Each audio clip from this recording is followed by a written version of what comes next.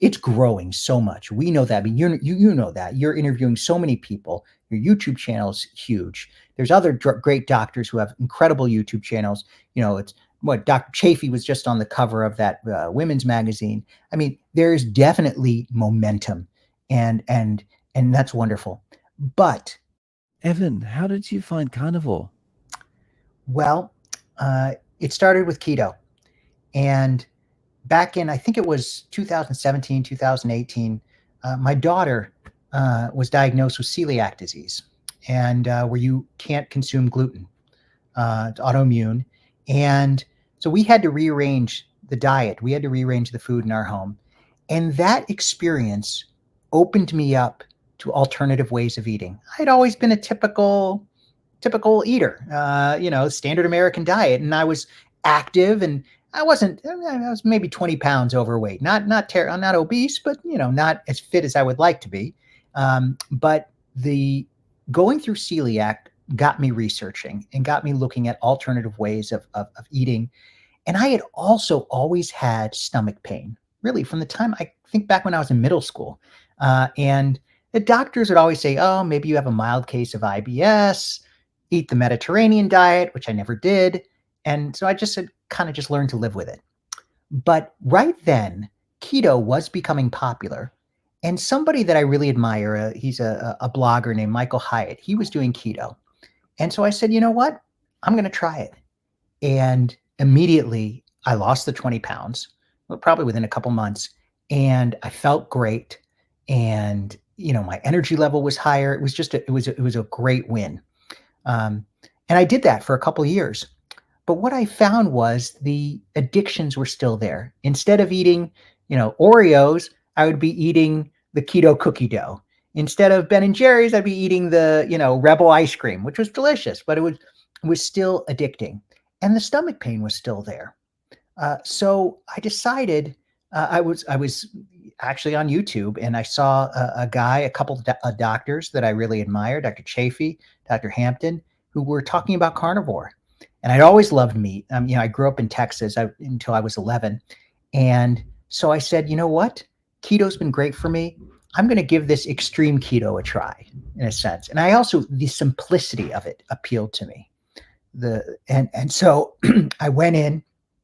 This was about 2.5 years ago. And I can tell you, I know this isn't true for everybody, but for me, it was phenomenal from day one. I felt like brain fog cleared up. I hadn't lifted weights in about 10 years. I felt like, oh, I'm going to start lifting weights again. But not only that, I started doing yoga. Again, I'd never done yoga, but I'd always had flexibility problems. I always knew it would be good for me. And I said, I'm going to try this. I started listening to classical music again. I used to be, I played piano as a kid, and I loved classical music, but I just fallen away from it. Suddenly, I guess it was brain fog lifting. And I felt a yearning. And I also, I've written books, and I would always try to write 500 words a day. That was sort of my discipline. Once I started Carnivore, I was back at about 1,000 words a day. So that initial positive reinforcement just kept me going on that path. And it just, this is one of those things where I didn't suffer the keto flu the second time. When I went from keto to carnivore, there really wasn't a lot of transitional pain. Now, initially, when I started keto, of course, I had the keto flu for a couple of days. That was bad. So the transition was relatively easy. And I just stuck with it. I saw the benefits immediately, and I stuck with it. And it has been continually wonderful. It really, it's hard sometimes. I think the hardest thing has been, as I think it is for a lot of people, it's the social interaction. It's kind of, as a rabbi, I have a large congregation. I have many families. I have many social events. And, I used to go out to lunch with a lot of people in my synagogue. I still do sometimes. But what I found was my health had to take priority. It really did.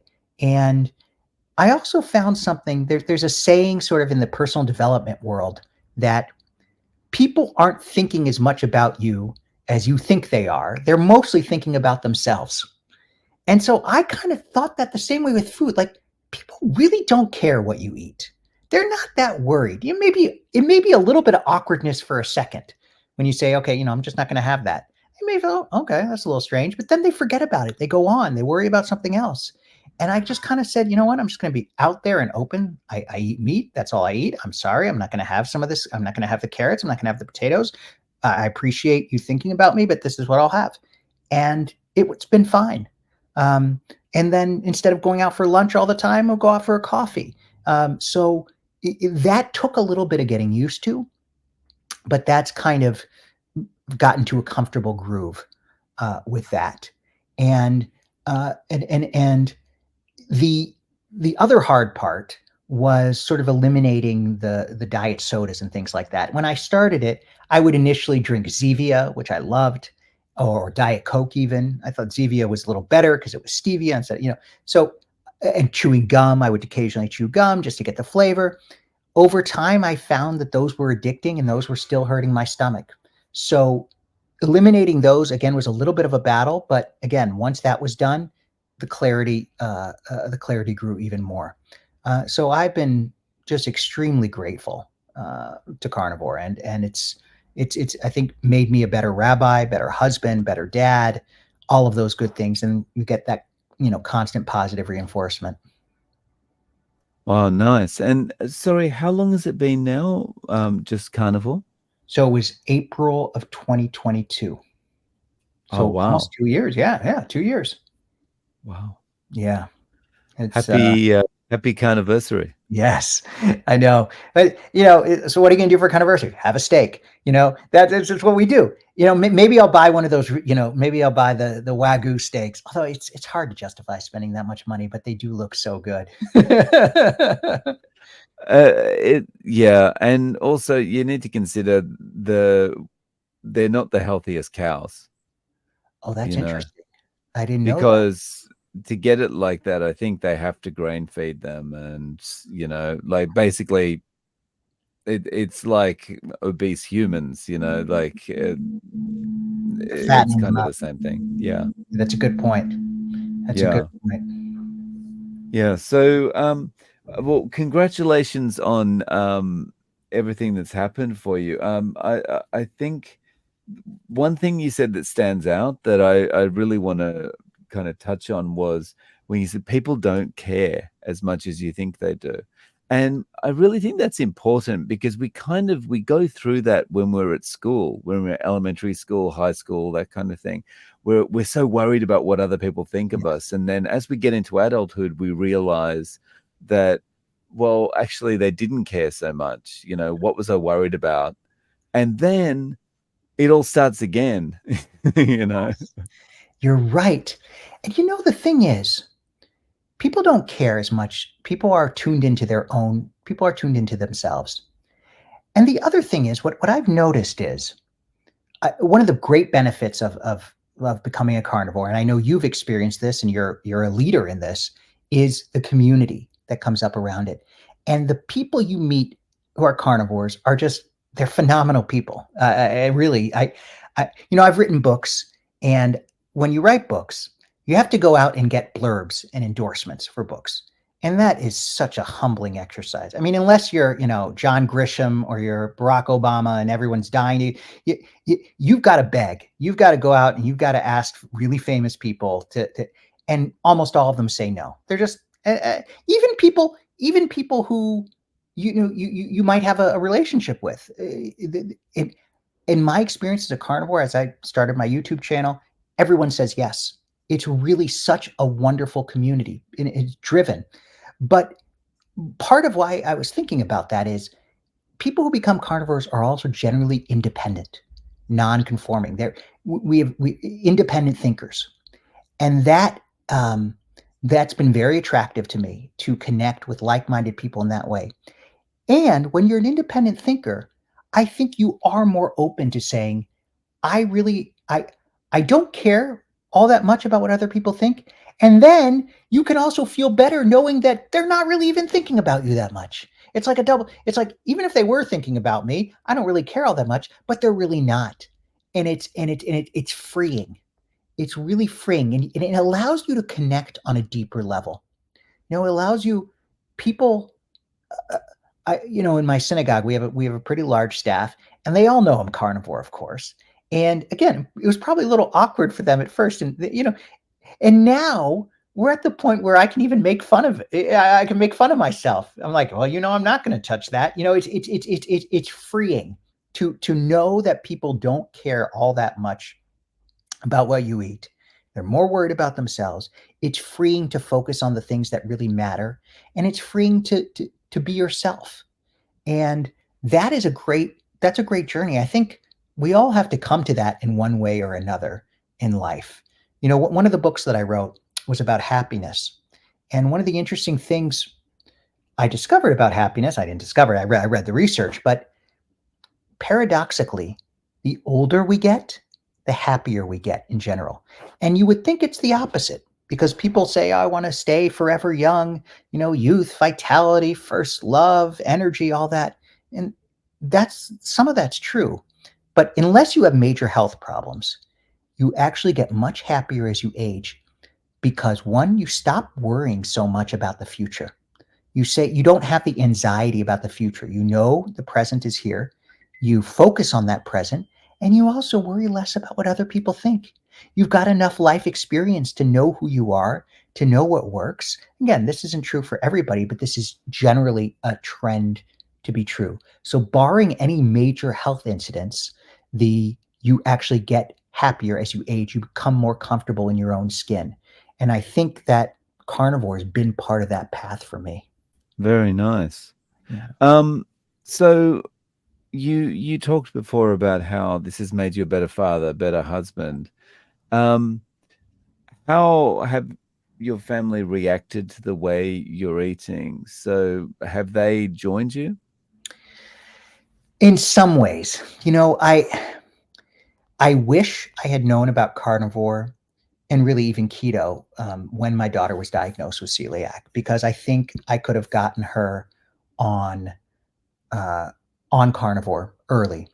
But she's a teenager, and she's got her own way of doing things. So unfortunately, she's amazing. I mean, I really admire her. She had the dietary discipline in the family before any of us did because she knew she couldn't eat gluten. So she's extremely disciplined in not eating gluten, but she doesn't really follow keto or carnivore. My wife has definitely eats more meat. But she, a thing I think about my wife, she's got one of those metabolisms where she really never puts on weight. So she never really had to, she's generally healthy. So she's eating more meat, but she's not fully carnivore or even keto. And then my youngest, yeah, she's a teenager also. So again, I think eat more meat in the family, but I have not been able to pull them along. And you know what? It would be nice, but we all just kind of, I think I'm grateful that they put up with me. It's sort of, when we go on family vacations, I say, they got to have a place with some good meat, and everyone kind of accommodates, what I need. And I think they've also seen, especially my wife. I mean, of course, like many people, she was suspicious when I first started. Eat all meat? Are you crazy? Aren't you supposed to have a rainbow of colors on your plate? All this. And but she's seen the effects of it, and she's a believer.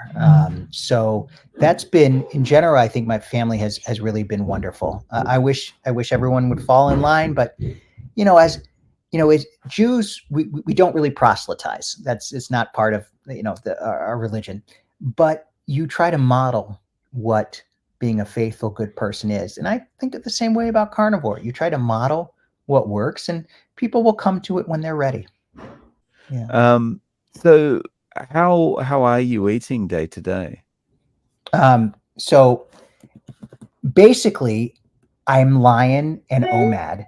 I used to generally eat 2 meals a day. I would, I never ate. I stopped eating pretty much when I started keto. I stopped eating breakfast, and the for a long time, I would eat. I'd have lunch and I have dinner. Over the last, I'd say probably right around the new year, I decided I wanted to do Lion. It wasn't. I didn't really feel like I had weight to lose, but I wanted to see if it gave me some more clarity, if it was, if it was meaningful. And once I started lying, OMAD sort of just became natural. I really only need one meal. So typically I'll eat somewhere between 2 and 3 o'clock. I'll eat almost 2 pounds. I mean, I eat a lot. I work out every day pretty much. And so I've got a big appetite. So I'll eat a lot. And occasionally, if I get hungry at night, I'll have maybe half a carnivore bar, or I'll have some beef jerky, or carnivore crisp or something, or a couple eggs. But lately, it's been pretty much OMAD. But something interesting happened. Recently, just a week ago, actually. One of the things we often hear about carnivores, it makes you invincible. You're never going to get sick. You're never going to have any problems. You're like superhuman. So and some of us are guilty of promoting that, in our videos because we're so excited about it. But that's not true. We're all still human. So I got a perforated appendix. Came out of nowhere. I was touring with my daughter. She was looking at colleges, my oldest, and I got horrible diarrhea. And initially, I said, "Oh, I probably just ate too much fat," because that's usually what happens. You get diarrhea and you eat too much fat. But then it really continued, and I started getting abdominal pain. It wasn't terrible pain, but I decided, I was feeling kind of dehydrated, so I ended up going to the ER. And thankfully, the doctor ordered a CAT scan and saw that I have a perforated appendix. And so I've been taking antibiotics, and I'm going to have it removed in about 6 weeks or so. And that actually, it's been, I didn't break carnivore, even though in the hospital they're constantly, what, you don't want a bun with your burger? You don't want fries? You don't want, in the hospital, you don't want Jello? You don't want it? Nope, nope, nope. But anyways, since then, I just haven't felt like eating steak. I think it's the fat. It's almost like my body's having a hard time processing all, plus on the antibiotics. So for the last week, I've been eating mostly eggs and ground beef. Steaks just feel like too much right now. I'm sure that'll change. But that's been a good lesson for me, And you know what else has also been good? Initially, like most other people, I said to myself, could carnivore have anything to do with getting this perforated appendix? Because sometimes when you get, first of all, I'm not a doctor, so I don't know for sure, but I don't think so. My sister had the same thing, so I think there might be a genetic component. Secondly, I actually think being healthy from carnivore help. I mean, they said I'd be in the hospital 5 nights with the antibiotics to make. I was out. They let me go in 3 nights after 3 nights. So I was healing very quickly. I never got a fever. A white blood cell count went down right away. So it really helped me get through it. But we're not invincible, and that's an important lesson. Yeah, I think I mean, I agree, we're not invincible, and I think you've just described my worst nightmare, and that's having to stay in a hospital. Not because, not if I get sick, I'm happy to go to the hospital to get fixed, but just the fact that I'd be in the hospital feeling like, what food am I going to have to eat? This is going to be awful. Yeah, it was bad. Fortunately, they were good. Like the first day and a half, like the doctor didn't want me eating anything because it was. I've done 24-hour fasts, but I'd never done a 48-hour or 72-hour, and I'd wanted to, and I did one, not by choice. It was sort of forced. But so then once I could eat food again, I just told them, I said, I said, just bring me the burger patties, nothing else. And then, I was in Philadelphia, and my mother-in-law and my mother-in-law and father-in-law lived there. So they brought me some bacon and eggs. So that was good. So I kind of was able to get through. But yeah, it's terrible. You gotta sort of advocate for yourself and not be afraid to be weird. And in fact, what was funny is both the doctors that, would make rounds, they thought it was phenomenal. I mean, they didn't really comment much on the carnivore part, but the part about not eating carbs and no sugars, they thought that's so good for your health. So at least they saw some value in what I was doing. which was nice. Yeah, that's really nice to, just hear that from a doctor, kind of, oh, that you're on a good path. Yep. We talked about how we shouldn't really be worried about what people think. But I am interested to hear how people have reacted at your work, at your synagogue. I think people reacted really positively overall. I don't go around and advertise it, but for example, I was we have a section of the synagogue that spends the winter in Florida. They spend 3 4 months there, so I often go down and visit with them. And I went down. This must have been about a month ago, and I told them ahead of time. I said, "Look, I'm staying at their home," and we go out to dinner. I said, "I just eat meat," and they, I think, were a little bit surprised. But then when I got there, it was wonderful. She made an amazing brisket for me, and everyone and all the other people at the table enjoyed the brisket. I don't she wouldn't have made it if I hadn't been coming, but everyone enjoyed it. And then you have to be willing to make some little sacrifices. I think So there were cold cuts. The deli meat. I don't really eat deli meat all that much, but you know what? That's what she had for lunch. I'm going to eat it. It's not the end of the world. Um, I think having some, flexibility. I'm not going to go. I'm not going to eat a cookie. I'm not going to. I'm not going to. I'm not going to eat a salad. But having some adaptation to me was okay. I know some people that would be impossible. Someone like Michaela Peterson, obviously, you can't. But I leave some room for grace. And I think in general, though, they're happy I'm healthy. I mean, that's been the overwhelming. I mean, I have a lot of doctors in my synagogue, and so I don't talk with them all that much about it, but they can all see that I'm healthy, that I'm thriving, that I'm high energy, and so I think that is comforting to them. Um, and I also I try not to be too dogmatic.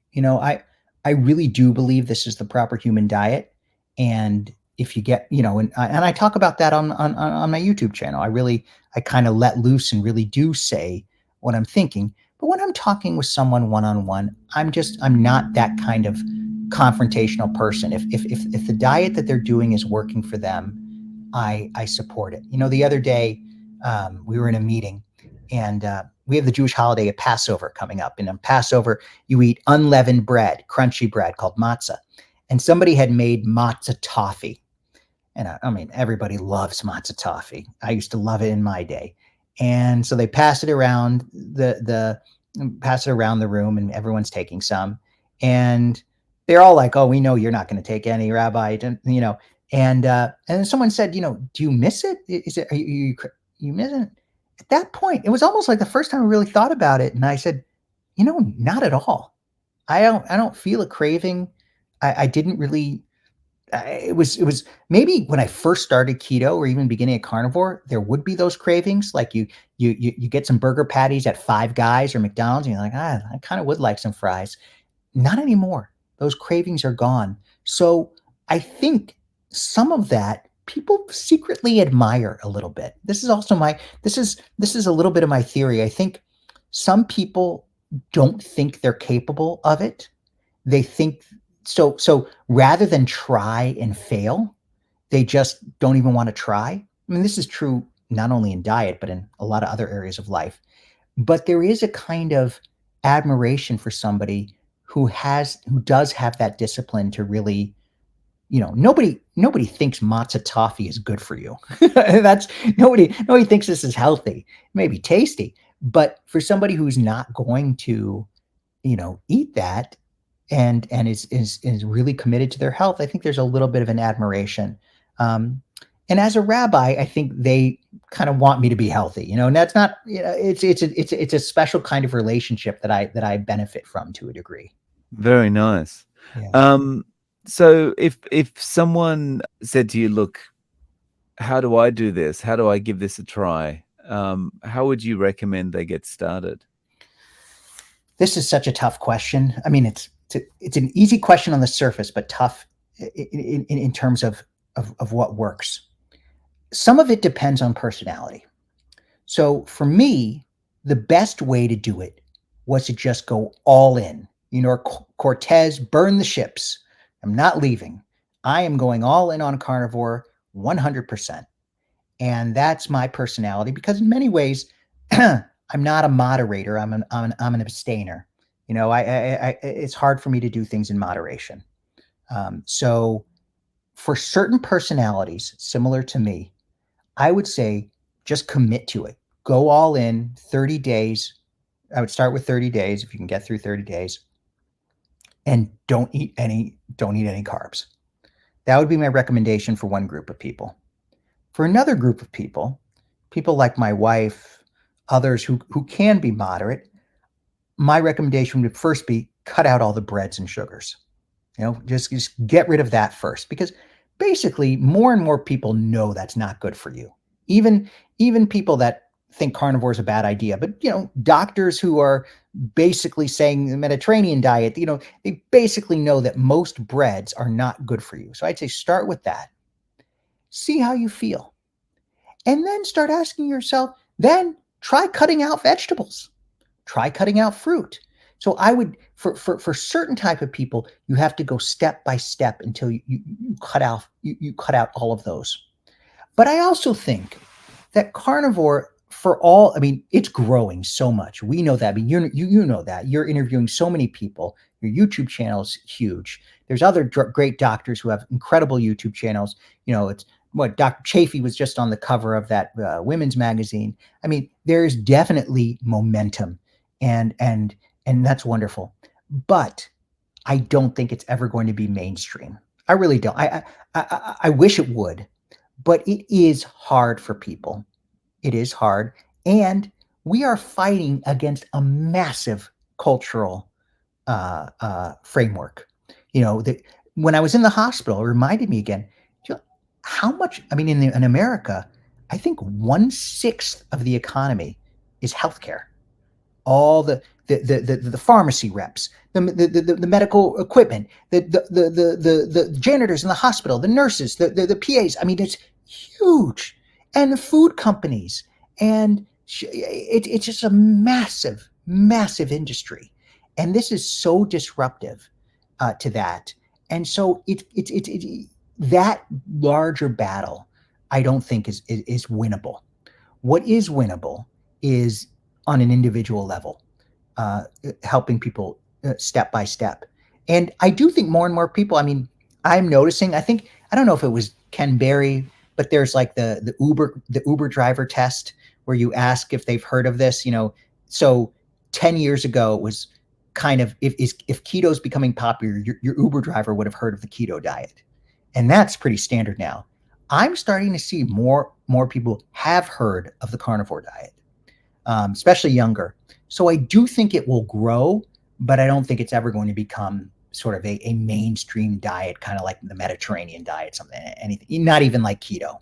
It'll be an option for people that are really disciplined and able to do it. So can you talk a little bit about your channel? Where can we find you and what kind of content are you putting out? Well, it's Carnivore Rabbi, RABBI, and I chose that well because I am a rabbi, but also what I'm not a doctor, but I believe the spiritual and the mental health and the just character, the psychological benefits of the carnivore way of life. I mean, it's a diet, of course, but it's a way of life. Are are much greater than the weight loss. The weight loss is great, okay, and it's sexy and it's physical, and you know people notice it. But I mean, you talk to almost any carnivore who's been a carnivore for a decent amount of time, and they will tell you that the psychological and the mental health benefits are much greater and are much more important. And I that's what I want to highlight on my channel is how that has happened. And I there are people that do that, but there's no one who's really doing that consistently. And I felt that I could add my voice there and that I could draw that out in interviews with people. Um, and talk about that on my own. I mean, one of my goals is, that these sort of my videos would be meaningful to someone who isn't even a carnivore, but can benefit from the kind of explanation of clarity or of peace of mind or calm or how things can improve in our relationships. We'll see that carnivore can add to that, but a different diet or a different approach could also experience that. So I want it to be it's about the carnivore way of eating, but it's really about how that changes our mindset and our hearts and our spirits. That's the primary reason I started it. The other reason is I felt a kind of responsibility. I mean, my wife makes fun of me still because I'll be watching carnivore videos all the time, your videos, other people's videos, and she says to me, haven't you heard this same thing over and over again? You know the story, cholesterol doesn't matter. You know that you've heard this over and over. Why are you listening to it again? And I say, you know what? Because I need the reinforcement. We live in a culture where we're getting the opposite message all the time. And I have benefited so much from carnivore YouTubers who constantly reinforce what's working and maybe offer a new twist, give a new way of explaining something, a turn of phrase or a story that just resonates. I mean, sometimes a story just hits you. You don't know why, but one particular story will hit you hard. And I want to add my voice to that. I've always loved, to be a successful rabbi, you kind of have to be a people person. You can't just be sitting in your study all day reading, although, sometimes that's appealing, but you have to love people. And I've always loved connecting with people. And here I've got a chance to really connect on something I'm passionate about. And it's been wonderful. I mean, it's, as I said, the people that I've approached and reached out to, it's been, universal yeses. It's growing. I mean, I understand sort of the YouTube algorithm's a little tricky these days, but it's, the content that I have been able to produce has been fun. And it's the idea that if you really want to learn something, you have to know how to teach it too. So kind of putting my thoughts together on carnivore for a video actually helps me in my own quest, in my own journey, to stay committed to it, to remind myself of why it matters. So it's been wonderful. And I love connecting with people. That's awesome. Well, I'll link to your channel below. And Evan, I really appreciate you coming on and sharing your story. Thank you so much. Thanks, Dave. And thanks for everything that you've done in the community and inspiring me and so many others.